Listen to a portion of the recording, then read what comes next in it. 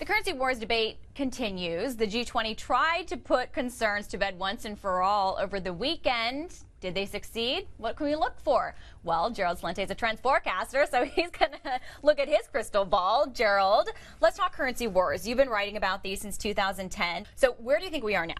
We're in a currency war. We are in one. They say there's no currency war. Who are they kidding? I mean, look what Venezuela just devalued their bolivar. You saw what happened with the new Prime Minister of Japan, Abe. Before he became Prime Minister, he said he was going to force the Bank of Japan to keep printing money and lower interest rates to juice the economy. The only reason the world economies, the United States, Europe, and even China are doing anything is because of all of the cheap money that they're dumping into the system, but they don't call it currency wars. They have white shoe boy names for them. They call it quantitative easing. That's right. Okay. How about OMT? Ongoing monetary transactions. Isn't that proper? Right. Well, but here's the thing. Okay, so this is central bank policy, and some would argue the collateral damage is, in effect, competitive devaluations, regardless of what people call them. Is this the new norm, though? Because this has been going on since 2010, and it's likely to continue, these policies.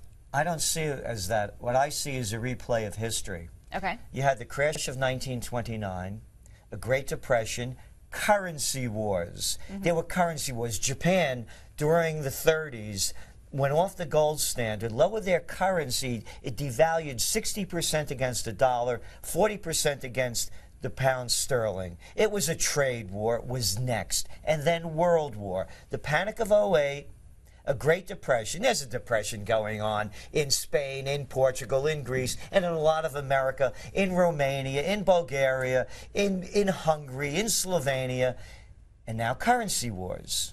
I see this as a lead up to World War. Really? Yes. So you think that this will be currency wars that turn into trade wars, that turn into physical wars, a repeat of what we've seen? Yes. What do you think will be the next kind of chip to fall? Well, it's already falling with the trade sanctions and against China, particularly in the solar area, and all the amount of trade complaints coming against China is quadrupled, like within the last year, and you're going to see more and more of it. Because again, the only thing that's holding this up is the cheap money. And now Japan, for example, they've lowered the value of their yen. They've increased exports, but guess what? Now it's costing them a lot more to import everything. Right. So these are only financial games. So when all else when they lose all else, they take you to war. It's a repeat of history. Okay, so you think that that's what's going to happen, which is obviously not a fantastic prediction for folks like us sitting here trying to figure out what to do. But what do you think is going to happen to the U.S. dollar? But look what's going on, though. Okay. There's a war in Syria. There's a war in Libya. There's a war in Bahrain. There's a war in Yemen. There are class warfare in Spain, in Portugal. The indignados taking to the streets. Look at the scandals going on. Elections are coming up this week in Italy. So the world wars are already beginning, and people are ignoring the facts. They cannot sustain this anymore. So what does it all mean to the dollar? It's just going to be one of the other debased currencies. A fan sent me a Newsweek magazine, and from 1941, because I've been talking about this. Here we are in New York.